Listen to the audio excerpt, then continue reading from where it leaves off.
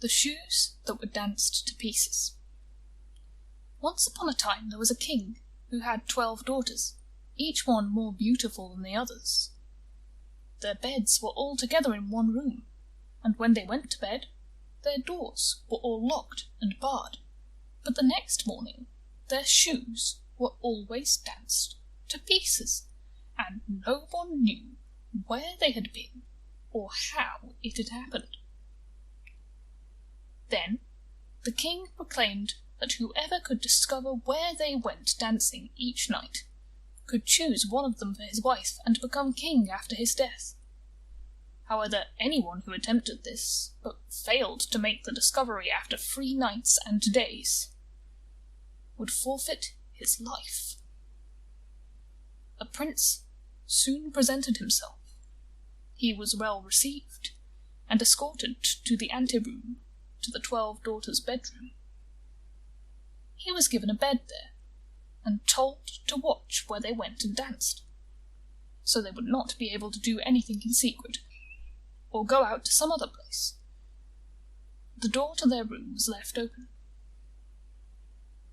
But the prince fell asleep, and when he awoke the next morning, the 12 had been dancing, for their shoes all had holes in their soles. The same thing happened the second and the third evening, and his head was chopped off. Many others came to try this risky venture, but they too all lost their lives. Now it happened that a poor soldier, who because of his wounds could no longer serve in the army, was making his way to the city where the king lived. He met an old woman, who asked him where he was going.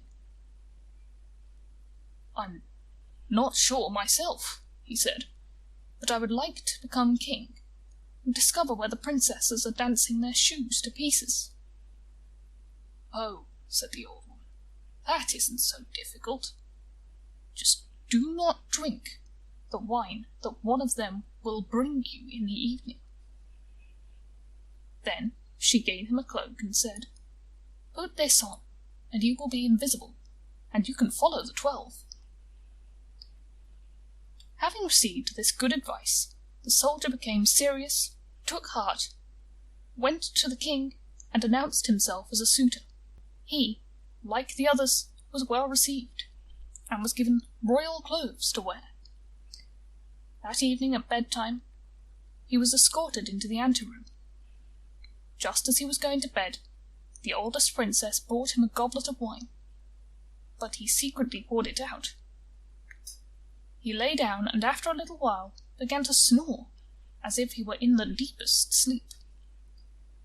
The princess heard him and laughed. The oldest one said, "He could have spared his life as well." Then they got up, opened their wardrobes, chests, and closets, took out their best clothes, and made themselves beautiful in front of their mirrors, all the time jumping about in anticipation of the dance. However, the youngest one said, "I'm not sure. You are all very happy, but I'm afraid that something bad is going to happen." "You snow goose," said the oldest one, "you are always afraid. Had you forgotten how many princes have been here for nothing? I wouldn't even have had to give this soldier a sleeping potion. He would never have woken up." When they were ready, the first approached the soldier, but he did not move at all, and as soon as they thought it was safe, the oldest one went to her bed and knocked on it. It immediately sank beneath the floor, revealing a trap-door. The soldier saw how they all climbed down one after the other, the oldest leading the way. He jumped up, put on the cloak, and followed immediately after the youngest one. Halfway down the stairs he stepped on her dress. Frightened, she called out, "It's not right! Something is holding my dress!" "Don't be so simple," said the oldest one. "You just caught yourself on a hook." They continued until they came to a magnificent walkway between rows of trees. Their leaves were all made of silver, and they shone and glistened. The soldier broke off a twig in order to prove where he had been, and a loud cracking sound came from the tree. The youngest one called out again, "It's not right. Did you hear that sound? That has never happened before." The oldest one said, "That is just a joyful salute, and they are firing because soon we will have disenchanted our princes." Then they came to a walkway where the trees were all made of gold, and finally to a third one where they were made of clear diamonds. He broke a twig from each of these. The cracking sound frightened the youngest one each time,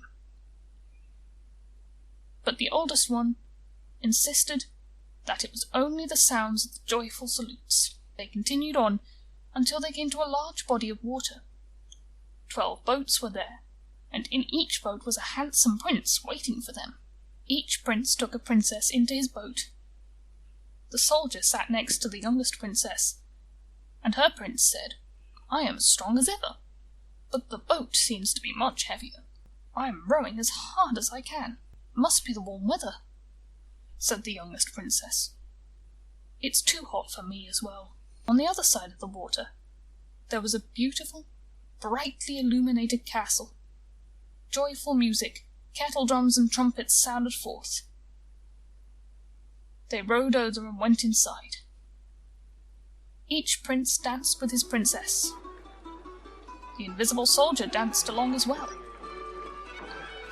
And when a princess held up a goblet of wine, he drank it empty as she lifted it to her mouth.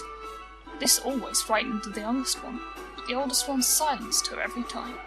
They danced there until 3 o'clock in the morning, when their shoes were danced to pieces and they had to stop. The princes rowed them back across the water.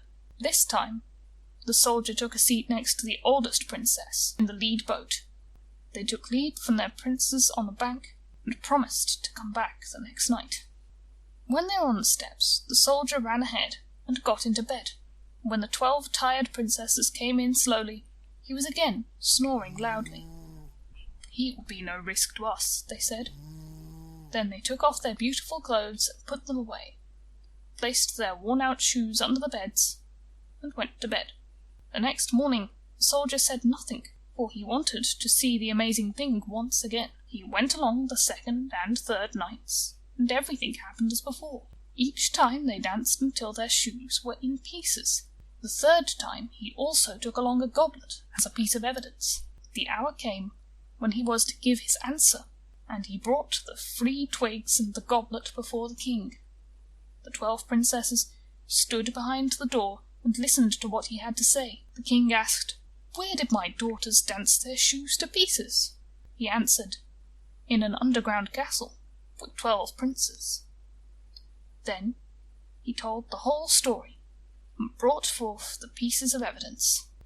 When they saw that they had been betrayed, and their denials did no good, they admitted everything. Then the king asked him which one he wanted for a wife. He answered, "I myself am no longer young, so give me the oldest one."